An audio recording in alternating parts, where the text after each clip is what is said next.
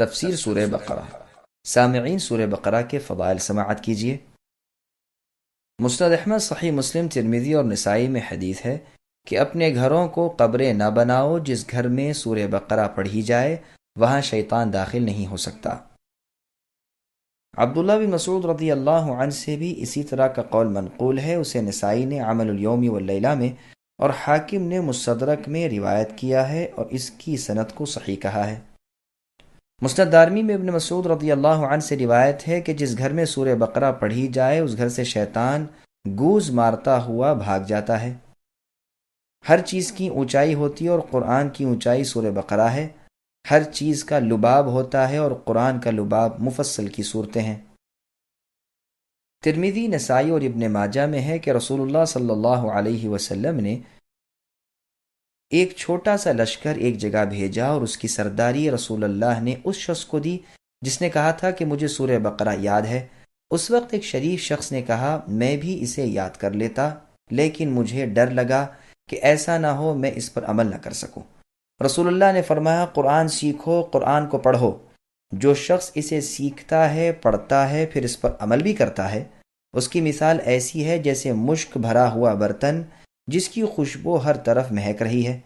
اسے سیکھ کر سو جانے والے کی مثال اس برتن کی سی ہے جس میں مشک تو بھرا ہوا ہے لیکن اوپر سے منہ بند کر دیا گیا ہے۔ امام ترمذی اسے حسن کہتے ہیں۔ صحیح بخاری میں ہے کہ اسید بن حضیر رضی اللہ عنہ نے ایک مرتبہ رات کو سورہ بقرہ کی تلاوت شروع کی۔ ان کا گھوڑا جو ان کے پاس ہی بندھا ہوا تھا اس نے اچھلنا کودنا بدکنا شروع کیا۔ انہوں نے قرات چھوڑ دی، گھوڑا بھی سیدھا ہو گیا۔ انہوں نے پھر پڑھنا شروع کیا، گھوڑے نے بھی بدکنا شروع کیا۔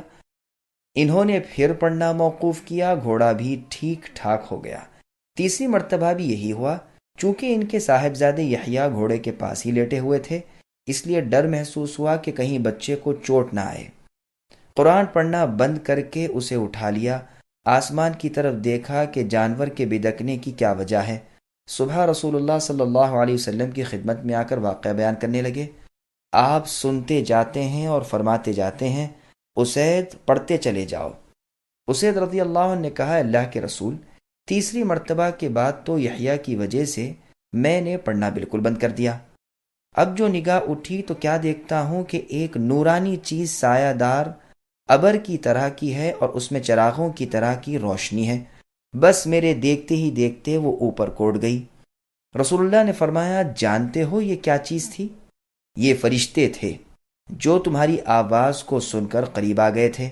اگر تم پڑھنا موقوف نہ کرتے تو وہ صبح تک یوں ہی رہتے اور ہر شخص انہیں دیکھ لیتا، کسی سے نہ چھپتے۔ یہ حدیث کئی کتابوں میں کئی سندوں کے ساتھ موجود ہے، واللہ اعلم۔ سورہ بقرہ اور سورہ آل عمران دونوں کی مشترکہ فضیلت۔ نبی صلی اللہ علیہ وسلم فرماتے ہیں سورہ بقرہ سیکھو اور اس کا حاصل کرنا برکت ہے اور اس کا چھوڑنا حسرت ہے، جادوگر اس کی طاقت نہیں رکھتے۔ پھر کچھ دیر چپ رہنے کے بعد فرمایا سورہ بقرہ اور آل عمران سیکھو، یہ دونوں نورانی صورتیں ہیں، اپنے پڑھنے والے پر سائبان یا بادل یا پرندوں کے جھنڈ کی طرح قیامت کے روز سایہ کریں گی۔ قرآن پڑھنے والا جب قبر سے اٹھے گا تو دیکھے گا کہ ایک نوجوان نورانی چہرے والا شخص اس کے پاس کھڑا ہوا کہتا ہے کہ کیا آپ مجھے پہچانتے ہیں؟ یہ کہے گا نہیں، تو وہ جواب دے گا کہ میں قرآن ہوں، یعنی تمہاری قرآن کی تلاوت کرنے کا عمل ہوں، جس نے دنوں کو تمہیں بھوکا پیاسا رکھا تھا اور راتوں کو بسترے سے دور بیدار رکھا تھا، یعنی تہجد میں۔ ہر تاجر اپنی تجارت کے پیچھے ہے، لیکن آج سب تجارتیں تیرے پیچھے ہیں۔ اب اسے ملک داہنے ہاتھ میں دیا جائے گا اور ہمیشگی بائیں ہاتھ میں۔ اس کے سر پر وقار و عزت کا تاج رکھا جائے گا۔ اس کے ماں باپ کو دو ایسے عمدہ قیمتی حلے پہنائے جائیں گے کہ ساری دنیا بھی اس کی قیمت کے سامنے ہیچ ہو۔ وہ حیران ہو کر کہیں گے کہ آخر اس رحم و کرم کی، اس انعام و اکرام کی کیا وجہ ہے؟ تو انہیں جواب دیا جائے گا کہ تمہارے بچے کی قرآن خوانی کی وجہ سے تم پر یہ نعمت انعام کی گئی۔ پھر اسے کہا جائے گا، یعنی قرآن کے پڑھنے والے سے، پڑھتا جا اور جنت کے درجے چڑھتا جا۔ چنانچہ وہ پڑھتا جائے گا اور درجے چڑھتا جائے گا، خواہ ترتیل سے پڑھے یا خواہ بے ترتیل کے۔ یہ روایت مسند احمد نیز سنن دارمی میں ہے۔ امام ابن ماجہ نے بھی اپنی کتاب السنن میں اس حدیث کا بعض حصہ روایت کیا ہے۔ اس کی اسناد حسن ہے اور شرط مسلم پر ہے۔ اس کے راوی بشر ابن ماجہ سے امام مسلم رحمہ اللہ بھی روایت لیتے ہیں، اور امام ابن معین رحمۃ اللہ علیہ اسے ثقہ کہتے ہیں۔ نسائی رحمۃ اللہ علیہ کا قول ہے کہ اس میں کوئی حرج نہیں۔ ہاں امام احمد اسے منکر الحدیث بتلاتے ہیں اور فرماتے ہیں میں نے تلاش کی تو دیکھا کہ وہ عجیب عجب احادیث لاتا ہے۔ امام بخاری کا فیصلہ ہے کہ اس کی احادیث لکھی جاتی ہیں لیکن دلیل نہیں پکڑی جا سکتی۔ ابن عدی رحمۃ اللہ علیہ کا قول ہے کہ ان کی ایسی روایتیں بھی ہیں جن کی مطابقت نہیں کی جاتی۔ دارقطنی رحمۃ اللہ علیہ فرماتے ہیں یہ قوی نہیں ہے۔ میں کہتا ہوں کہ اس کی اس روایت میں بعض مضمون دوسری سندوں سے بھی آئے ہیں۔ مسند احمد میں ہے قرآن پڑھا کرو، یہ اپنے پڑھنے والوں کی قیامت کے دن شفاعت کرے گا۔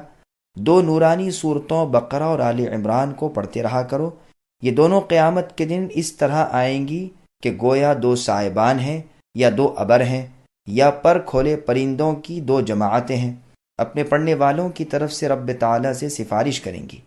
پھر رسول اللہ صلی اللہ علیہ وسلم نے فرمایا سورہ بقرہ پڑھا کرو، اس کا لینا برکت ہے اور چھوڑنا حسرت ہے، اس کی طاقت باطل والوں کو نہیں۔ صحیح مسلم میں بھی حدیث ہے۔ مسند احمد کی ایک اور حدیث میں ہے قرآن اور قرآن پڑھنے والوں کو قیامت کے دن بلوایا جائے گا، آگے آگے سورہ بقرہ اور سورہ آل عمران ہوں گے، بادل کی طرح یا سائے اور سائبان کی طرح یا پر کھولے پرندوں کے جھرمٹ کی طرح، یہ دونوں پروردگار سے ڈٹ کر سفارش کریں گی۔ مسلم و ترمذی میں بھی یہ حدیث ہے۔ امام ترمذی رحمۃ اللہ علیہ اسے حسن غریب کہتے ہیں۔ ایک شخص نے اپنی نماز میں سورہ بقرہ اور سورہ آل عمران پڑھی۔ اس کے فارغ ہونے کے بعد کعب رحمۃ اللہ علیہ نے فرمایا اللہ کی قسم جس کے ہاتھ میں میری جان ہے، ان میں اللہ کا وہ نام ہے کہ اس نام کے ساتھ جب کبھی اسے پکارا جائے وہ قبول فرماتے ہیں۔ اب اس شخص نے کعب رحمہ اللہ سے عرض کی کہ مجھے بتائیے کہ وہ نام کون سا ہے۔ کعب رحمہ اللہ نے اس سے انکار کیا اور فرمایا اگر میں بتا دوں تو خوف ہے کہ کہیں تم اس نام کی برکت سے ایسی دعا نہ مانگ لو جو میری اور تمہاری ہلاکت کا سبب بن جائے۔ ابو امامہ رضی اللہ عنہ فرماتے ہیں تمہارے کسی ایک بھائی کو خواب میں دکھایا گیا کہ گویا لوگ ایک بلند و بالا پہاڑ پر چڑھ رہے ہیں، پہاڑ کی چوٹی پر دو سبز درخت ہیں اور ان میں سے آوازیں آ رہی ہیں کہ کیا تم میں سے کوئی سورہ بقرہ کا پڑھنے والا ہے؟ کیا تم میں کوئی سورہ آل عمران پڑھنے والا ہے؟ جب کوئی کہتا ہے کہ ہاں تو وہ دونوں درخت اپنے پھلوں سمیت اس کی طرف جھک آتے ہیں اور یہ اس کی شاخوں پر بیٹھ جاتا ہے اور وہ اسے اوپر اٹھا لیتے ہیں۔ ام الدرداء رضی اللہ عنہ فرماتی ہیں کہ ایک قرآن پڑھے ہوئے شخص نے اپنے پڑوسی کو مار ڈالا، پھر قصاص میں وہ بھی مارا گیا، بس قرآن کریم ایک ایک سورت ہو کر الگ ہونا شروع ہوا، یہاں تک کہ اس کے پاس سورہ آل عمران اور سورہ بقرہ رہ گئیں۔ ایک جمعے کے بعد سورہ آل عمران بھی چلی گئی، پھر ایک جمعہ اور گزرا تو آواز آئی کہ میری باتیں نہیں بدلا کرتی اور میں اپنے بندوں پر ظلم نہیں کرتا، چنانچہ مبارک صورت یعنی سورہ بقرہ بھی اس سے الگ ہو گئی۔ مطلب یہ ہے کہ یہ دونوں صورتیں اس کی طرف سے بلاؤں اور عذابوں کی آڑ بنی رہیں اور اس کی قبر میں اس کی دلجوئی کرتی رہیں، اور سب سے آخر بوجہ اس کے گناہوں کی زیادتی کے ان کی سفارش بھی نہ چلی۔ یزید ابن اسود الجرشی رحمۃ اللہ علیہ کہتے ہیں کہ ان دونوں صورتوں کو دن میں پڑھنے والا دن بھر نفاق سے بری رہتا ہے اور رات کو پڑھنے والا ساری رات نفاق سے بری رہتا ہے۔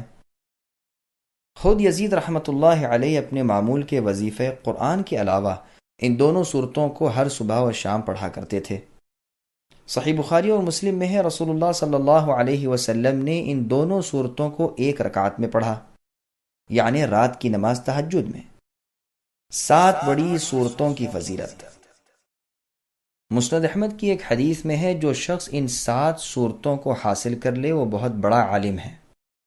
مسند احمد میں بھی یہ روایت ہے ایک مرتبہ رسول صلی اللہ علیہ وسلم نے ایک لشکر بھیجا اور ان کا امیر انہیں بنایا جنہیں سورہ بقرہ یاد تھی، حالانکہ وہ ان سب سے چھوٹی عمر کے تھے۔ سعید بن جبیر رحمۃ اللہ علیہ تو وَلَقَدْ آتَيْنَاكَ سَبْعًا مِّنَ الْمَثَانِي کی تفسیر میں بھی فرماتے ہیں کہ اس سے مراد یہی 7 صورتیں ہیں، یعنی سورہ بقرہ، سورہ آل عمران، سورہ نساء، سورہ مائدہ، سورہ انعام، سورہ اعراف اور سورہ یونس۔ مجاہد، مکحول، عطیہ ابن قیس، ابو محمد فارسی، شداد ابن اوس، یحییٰ ابن حارث، ذماری سے بھی یہی منقول ہے۔ سورہ بقرہ کا مقام نزول اور مزید معلومات۔